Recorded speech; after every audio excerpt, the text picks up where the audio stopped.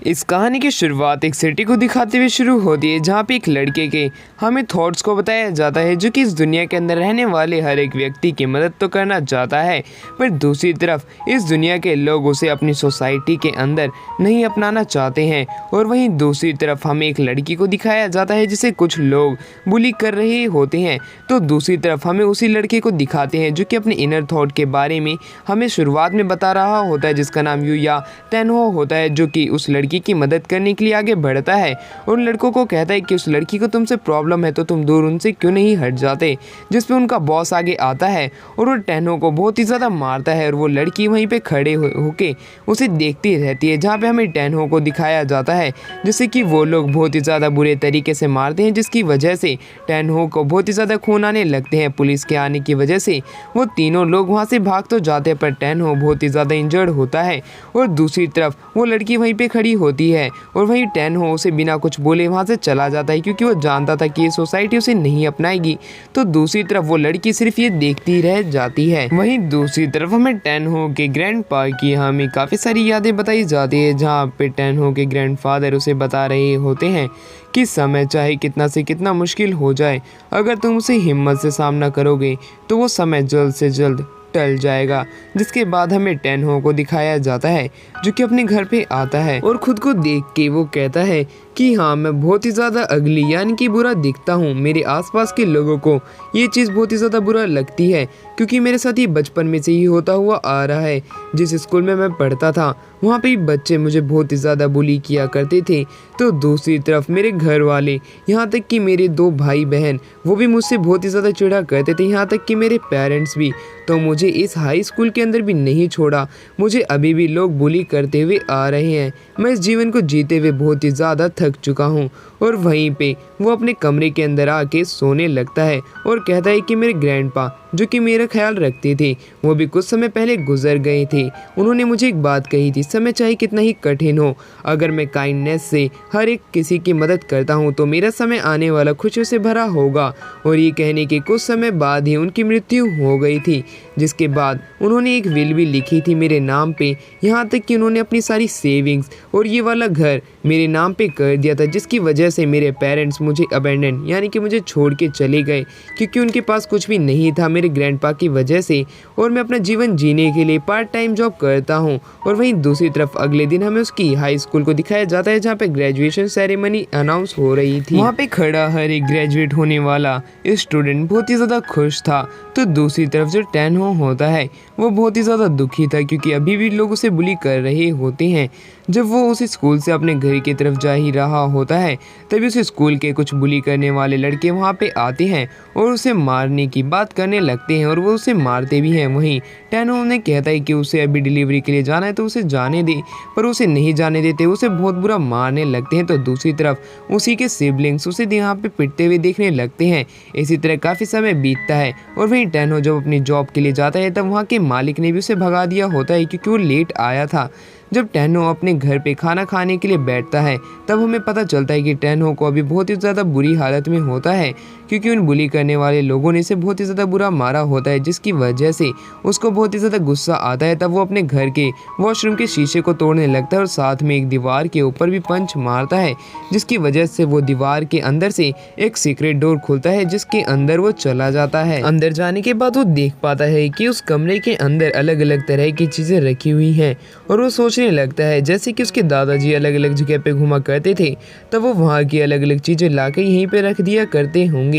तो दूसरी तरफ वो वहाँ पे एक दरवाज़ा भी देखता है, उस दरवाजे को देख के उसका मन उसे खोलने को कहता है। जब वो उसे खोलता है तब वो देख पाता है कि उस दरवाजे की दूसरी तरफ एक अलग ही तरह की दुनिया है और उस दुनिया के अंदर कदम रखने के लिए आगे बढ़ता है। जैसे ही वो उस दुनिया को देखता है तब उसके पैर अपने आप ही चलने लगते हैं और वो उसके दरवाजे के पार अपना कदम रख देता है, जिसकी वजह से उसकी आंखों के सामने एक सिस्टम विंडो ओपन हो जाती है। सिस्टम विंडो के अंदर जितनी भी स्किल होती है वो सब टेनहो के पास होती है, पर वो यकीन नहीं कर पा रहा होता है। तो वो दूसरी तरफ जाता है गेट के पर, तब भी वो स्किन उसे ऐसे की ऐसे ही दिखाई दे रही होती है। उस स्क्रीन को वो और भी ज़्यादा नोटिस करता है और वहाँ पे अलग अलग तरह की स्किल स्किल होती हैं जिनके बारे में वो और भी इंफॉर्मेशन जानना चाहता था, जैसे कि मास्टर ऑफ द डोर का मतलब क्या है। और इसी तरह वो और भी फंक्शन को छेड़ने लगता है, जिसकी वजह से उसे अपनी काफ़ी सारी स्किल्स के बारे में पता चलता है और उनके बारे में अलग अलग तरह की इन्फॉर्मेशन के बारे में भी पता चलता है। और वो समझने लगता है कि एक तरह की गेम की तरह ही है।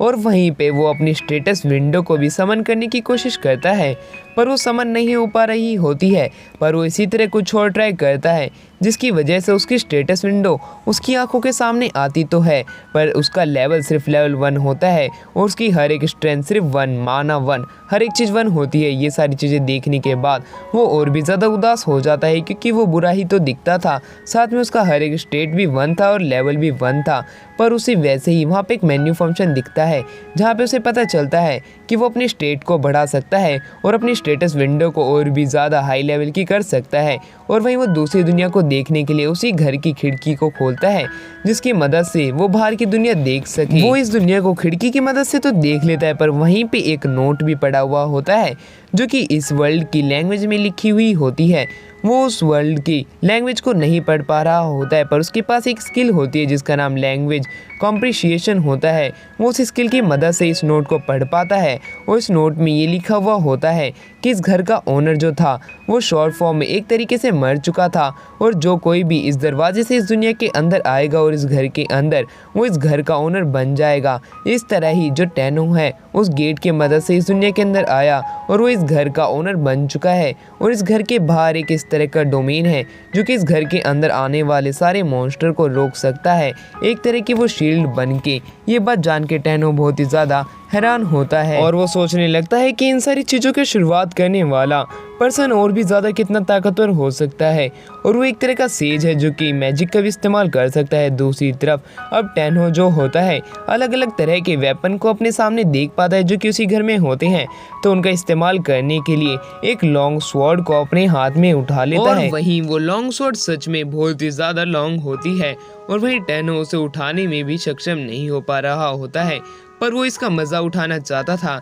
इसलिए वो इस घर के बाहर जाने की कोशिश करता है और गेट खोलता है और अपने सामने वो एक बहुत बड़ा व्यू देख पाता है। और वहीं पे वो सोचने लगता है कहीं ये सारी चीज़ें इसी घर के दायरे के अंदर तो नहीं आती हैं, और वो और भी आगे जाने की कोशिश करता है। तो दूसरी तरफ हमें उसी एक स्टेटस विंडो पॉपअप होती हुई दिखाई देती है और वो बताती है कि जितनी भी चीज़ें इस घर के अगल बगल में रखे हुए फैंस के अंदर आती है वही चीज़ें आपकी हैं और इसके बाहर की चीज़ें आपकी नहीं हैं। ये बात जान के टेनो बहुत ही ज़्यादा खुश होता है और वो कहता है कि तब तो मैं इस चीज़ का बहुत ही ज़्यादा मज़ा उठाने की कोशिश करूँगा। ये कहने के बाद वो बहुत ही ज़्यादा खुशी से आगे की तरफ भागने लगता है, पर जैसे जैसे वो भाग रहा होता है उसकी जितनी भी टांगें होती है वो आपस में उतनी ही चिपकी जा रही होती हैं, जिसकी वजह से वो आखिर में जाके वहीं पे गिर जाता है और उसके गिरने की वजह से उसकी स्वॉर्ड भी नीचे गिरती है। पर जब वो खड़ा होता है तब वो देख पाता है कि वहाँ पे एक और विंडो पॉपअप होती है और वहाँ पे उसकी स्वॉर्डमैनशिप जो होती है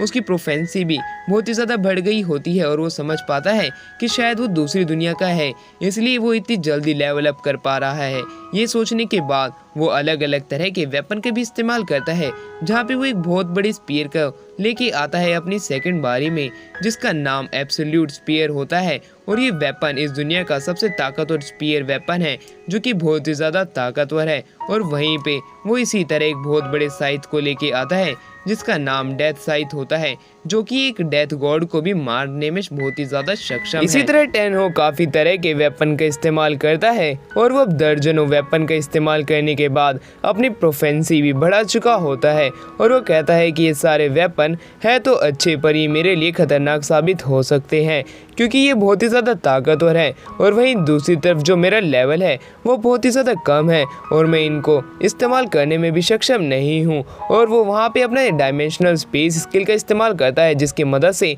वो अपने सारे वेपन को एक सब स्पेस में रख पा रहा होता है। पर उसे दुख इस बात का होता है कि बस वो अपने लेवल को इंक्रीज नहीं कर सकता है। पर दूसरी तरफ वहाँ पे हमें एक बहुत भयंकर आवाज़ सुनाई देती है, जिसको सुन के टेनो पीछे मुड़ता है तो दूसरी तरफ वो देख पाता है एक बहुत बड़ा मॉन्स्टर जो कि बहुत ही ज़्यादा गुस्से में होता है और वो टेनो की तरफ बढ़ने लगता है। और दूसरी तरफ वो एक बहुत बड़ा अटैक भी टेनो की तरफ करता है। टेनो बचने के लिए झुकने की कोशिश करता है, पर दूसरी तरफ उसकी तरफ कोई भी अटैक नहीं आता है और वो जब वो देखने के लिए वहाँ पे मुड़ता है तब वो समझ जाता है कि वहाँ पे एक डोमेन बना हुआ है जो कि इस ब्लडी ओर्ग जिसका लेवल 300 है उसे रोक पा रहा है। और वो बहुत ही ज़्यादा घबराने लगता है और कहता है इसका तो 300 लेवल है, मैं इसे कैसे मारूंगा। और वहीं दूसरी तरफ वो ओर्ग जो होता है वो एक बहुत बड़े पेड़ को तोड़ देता है और वो उस पेड़ की मदद से उस शील्ड को तोड़ने की कोशिश तो करता है पर वो शील्ड नहीं टूट पा रही होती है। तो दूसरी तरफ जो टेनो होता है वो समझ जाता है कि मैं इस ओर्ग को मार सकता हूँ अगर मैं इस डोमेन के अंदर रह के उसके ऊपर अटैक करूँ। और वो अपने स्पीयर जिसका नाम एब्सोल्यूट स्पीयर होता है उसका इस्तेमाल करता है और वो ओर्ग की तरफ फेंकता है। जैसे ही वो फेंकता है वो स्पीयर ओर्ग के बीच में से होते हुए गुजर जाता है और वो ओर्ग जो होता है वो एक ही शॉट में वहाँ पे मर जाता है। उसके मरने की वजह से जो टेनो होता है वो अपने हाथों पे कंट्रोल नहीं कर पा रहा होता है। तो दूसरी तरफ वो ओर्ग अब मर चुका होता है जिसकी वजह से टेनो का लेवल इंक्रीज हो चुका होता है और उसका लेवल 99 से सीधा 100 हो चुका होता है। और वहीं पे सारे उसके स्टेट भी जो होते हैं वो 1000 बन चुके होते हैं। और इसी के साथ ये एपिसोड यहीं एंड होता है। इस सीरीज का नेक्स्ट पार्ट आपको इस सुबह की मॉर्निंग तक देखने को मिल जाएगा। तो मैं आशा करता हूँ कि आप हमारे चैनल को सब्सक्राइब कर लेंगे और वीडियो को लाइक भी।